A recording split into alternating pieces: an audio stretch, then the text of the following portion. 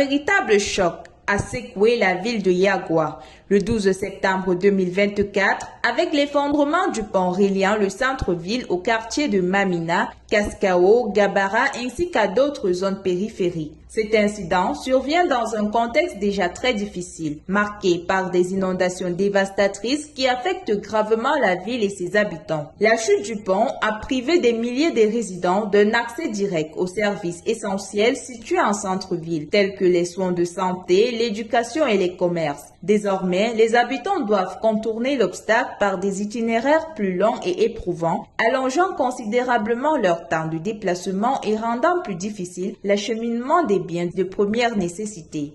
Depuis plusieurs semaines, les inondations ont plongé les habitants de Yagua dans une situation cauchemardesque, avec des morts, de nombreuses personnes sans abri vivant dans des conditions précaires.